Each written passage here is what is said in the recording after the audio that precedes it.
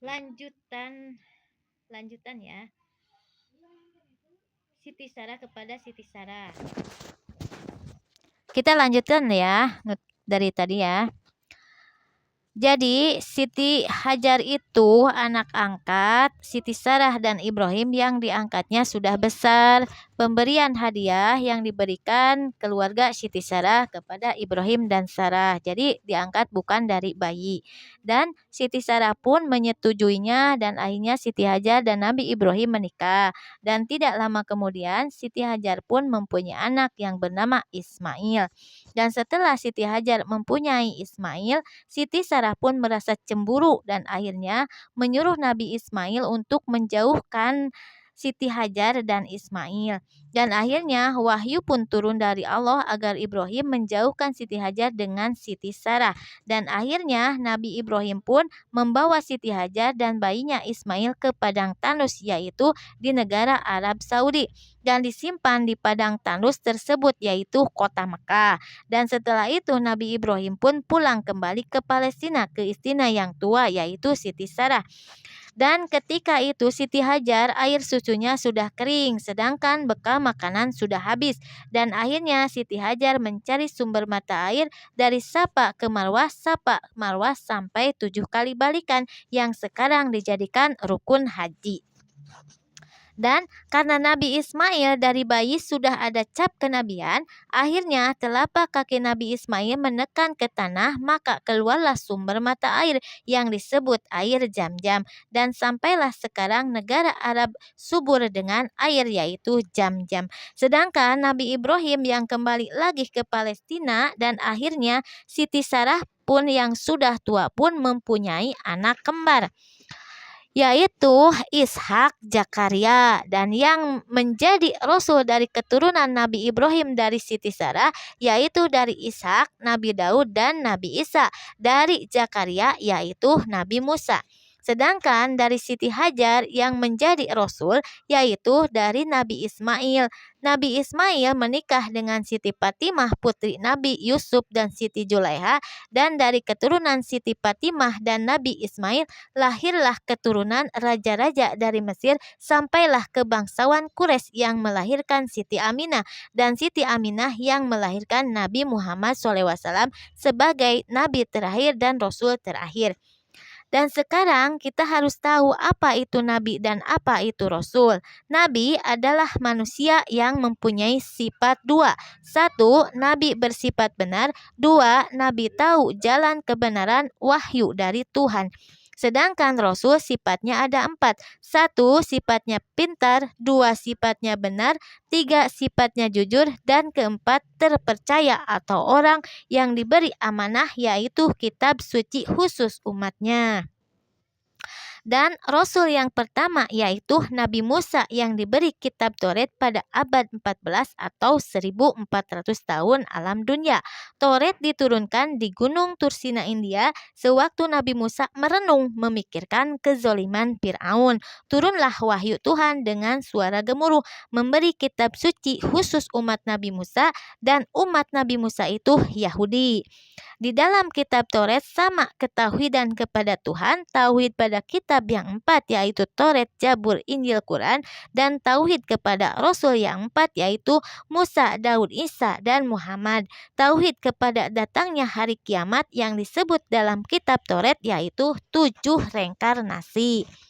Dan kitab Taurat ada 131 lembar, dan dalam Taurat dan niat yang baik, tata cara sembahyang kepada Tuhan yang dalam kitab Taurat, Tuhan itu disebut Sang Hyang Dewata. Tata cara kematian, perkawinan, perceraian, perniagaan, kepemerintahan, hukum pengadilan, akhlak yang mulia kepada sesama makhluk, khususnya kepada manusia.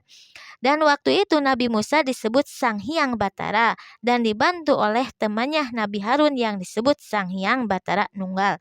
Dan Nabi Harun atau Sang Hyang Batara Nunggal mempunyai putra yaitu Nabi Zulkifli atau yang disebut Sang Hyang Gatot Kaca, dan putri yang bernama Dewi Kunti yang menikah dengan Dewa Matahari dan mempunyai putra 2 yaitu Dewa Surya dan Dewa Kana. Dewa Surya mempunyai putri yang bernama Dewi Sinta yang menikah dengan Dewa Rama, keturunan Sang Hyang Gatotkaca, dan membangun kerajaan Mahabharata dan melahirkan dewa-dewa seperti Dewa Krishna, Dewa Wisnu, Dewa Brahmana, dan sebagainya yang selalu disembah oleh umat Hindu. Dan Rasul yang kedua yaitu Nabi Daud alaihissalam yang menerima kitab Zabur khusus umatnya, umat Nabi Daud Yahudi. Dan Nabi Daud pun menerima kitab Zabur sewaktu bersemedi di kamarnya karena Nabi Daud adalah seorang raja yang sangat gagah. Nabi Daud waktu itu sedang merajai kerajaan Yunani kuno atau Persia. Dan kitab Zabur pun dalam bahasa Yunani kuno atau Persia, kitab Zabur ada 142 lembar. Dan sama dalam kitab Zabur pun ketauhidan kepada Tuhan, tauhid kepada Rasul yang 4 yaitu Musa, Daud, Isa, dan Muhammad, tauhid kepada kitab yang 4 yaitu Toret, Zabur, Injil, Quran, tata cara sembahyang kepada Tuhan yang dalam kitab Zabur Tuhan itu disebut Sang Hyang Widi, tata cara kematian, perkawinan, perceraian, kenegaraan, kepemerintahan, pengadilan, hukum, akhlak yang mulia kepada sesama makhluk khususnya pada manusia, dan tauhid kepada hari setelah kematian yang disebut dalam kitab Zabur yaitu 7 alam baka. Dan Nabi Daud pun menurunkannya kepada Nabi Sulaiman sebagai putranya, dan Nabi Sulaiman bersama istrinya menyebarkannya ke negeri Kayangan dan menetap di negeri Kayangan. Mana itu negeri Kayangan? Negeri Kayangan itu Cina. Jadi Nabi Sulaiman dan Ratu Bilqis menetap di negeri Kayangan atau Cina sampai mempunyai anak 14, 7 lelaki, 7 perempuan. Dan yang lelaki disimpan di negeri Japan atau Jepang, dan perempuan disimpan di negeri Kayangan atau Cina. Jadi Cina dan Jepang itu keturunan Nabi Sulaiman dan Ratu Bilqis. Ketiga, Rasul itu yaitu Nabi Isa alaihissalam. Nabi Isa putra Siti Maryam, dan Siti Maryam itu putra Siti Hannah dan Imron. Imron bin Ayub, Ayub bin Yusuf, Yusuf bin Yakub, Yakub bin Ishak, Ishak bin Sarah Ibrahim. Dan Imron itu pengabdi Baitul Maqdis, dan dia bernazar kalau istrinya mempunyai anak akan diberikan kepada Zakaria yang mengabdi Baitul Maqdis. Dan akhirnya Siti Hannah melahirkan putra yaitu Siti Maryam dan langsung diberikan kepada Nabi Zakaria. Dan Nabi Zakaria itu orang terhormat di waktu itu, yaitu yang menjaga Baitul Maqdis penerus Nabi Ibrahim. Dan Siti Maryam itu wanita solehah dan wanita pingitan. Dan sewaktu itu Allah menyuruh malaikat Jibril memberi kabar gembira kepada Siti Maryam, yaitu akan mempunyai anak. Dan Siti Maryam pun berkata pada malaikat Jibril, mana mungkin saya akan punya anak sedangkan belum ada satupun lelaki yang menyentuhku. Dan malaikat Jibril meniup sampingnya Siti Maryam, memasukkan Ruh Kudus atau Ruh Suci ke dalam perut Siti Maryam, dan akhirnya Siti Maryam pun hamil. Dan sewaktu itu masyarakat di sana bergemuruh kepada Siti Maryam. Maryam wanita baik, wanita pingitan, berada di keluarga terhormat tetapi hamil tanpa seorang suami. Dan akhirnya Siti Maryam oleh Nabi Zakaria diasingkan di sebuah bukit perbatasan antara Mesir Palestina sampai melahirkan Nabi Isa sewaktu bersandar di pohon kurma. Dan setelah Siti Maryam melahirkan bayi laki-laki pada tanggal 25 Mei 12 Rabiul Awal hari Senin. Dan setelah melahirkan, Siti Maryam pun membawa bayinya ke Palestina untuk sembahyang ke Baitul Maqdis. Dan akhirnya masyarakat di sana bertanya kepada Siti Maryam, "Hai Maryam, siapa bapaknya anak itu?" Dan Allah memberi wahyu kepada Maryam untuk menunjukkan, untuk menjawabnya pada masyarakat di sana, untuk bertanya langsung kepada bayi tersebut. Dan akhirnya masyarakat di sana bertanya kepada bayi tersebut, "Hai bayi, siapa bapak kamu?" Dan Nabi Isa waktu bayi pun sudah ada cap kenabian. Beliau menjawab, "Abdillah" atau abdinya Allah. Tetapi karena simpang siur jadi kedengarannya Ibdullah atau anaknya Allah. Dan akhirnya simpang siur, ada yang menyebut abdinya Allah, ada juga yang menyebut anaknya Allah. Dan akhirnya Siti Maryam pun kembali lagi ke bukit perbatasan antara Mesir Palestina. Dan setelah remaja, Nabi Isa pun kembali lagi ke Palestina untuk sembahyang di Baitul Maqdis. Di sanalah Allah menurunkan kitab Injil kepada Nabi Isa dan dibaptisnya Nabi Isa di Baitul Maqdis. Dibaptis itu yaitu disumpah untuk menyebarkan kitab Injil khusus umatnya, yaitu umat Nabi Isa itu Nasrani. Dan Nasrani itu artinya naskah dari Rob yang bercahaya. Dan Injil pun di dalam bahasa Palestina, dan Injil pun ada 152 lembar.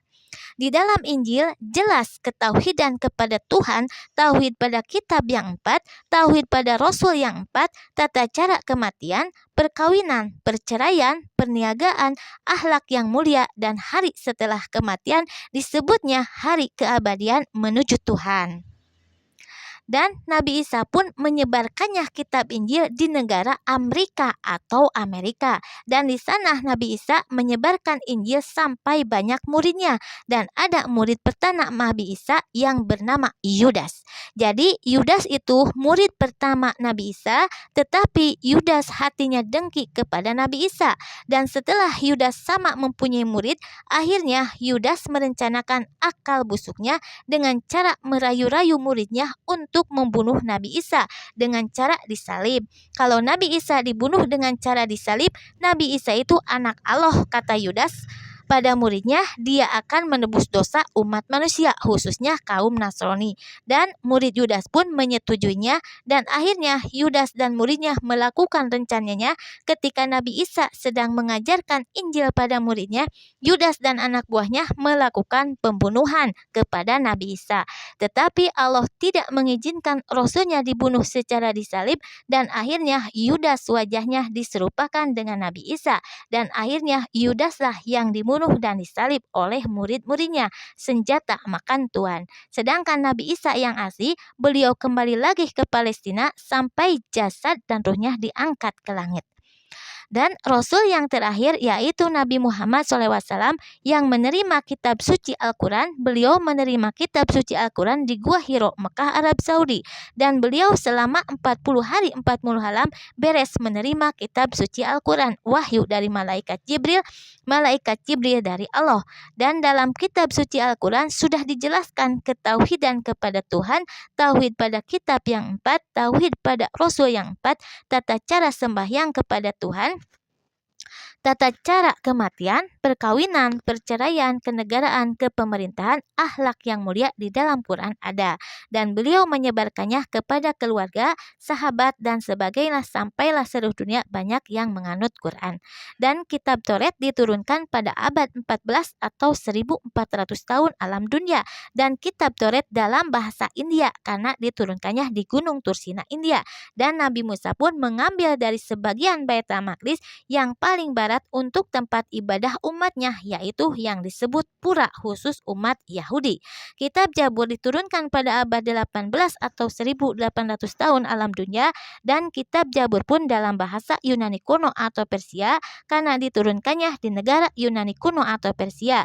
Dan Nabi Sulaiman dalam bahasa Yunani kuno disebut penerus Maharaja atau Buddha Gautama. Jadi yang disebut Buddha Gautama atau penerus Maharaja itu yaitu Nabi Sulaiman yang selalu disembah oleh umat Buddha. Dan Nabi Sulaiman atau Buddha Gautama mengambil sebagian Baitul Maqdis yang paling selatan khusus ibadah umatnya yang disebut Vihara. Dan Nabi Isa diturunkan Injil kepada Nabi Isa pada 25 abad atau 2500 tahun alam dunia, dan Injil pun dalam bahasa Palestina. Dan Nabi Isa pun mengambil sebagian Baitul Maqdis yang paling timur untuk ibadah umatnya yaitu gereja. Dan akhirnya oleh Nabi Sulaiman Baitul Maqdis tersebut dibangun yang paling utara yaitu masjid dan menjadi Masjidil Aqsa. Luas bangunan Masjidil Aqsa 4 hektar, luas halaman 2 hektar, dan bahan-bahan banyak bahan dari emas. Dan Quran diturunkan kepada Nabi Muhammad di Gua Hiro, Arab Saudi pada abad 28 atau 2800 tahun alam dunia, dan Quran pun dalam bahasa Arab khusus umat Nabi Muhammad yaitu golongan muslimin muslimat, dan Quran ada 270 lembar. Sekian dari saya. Wassalamualaikum warahmatullahi wabarakatuh.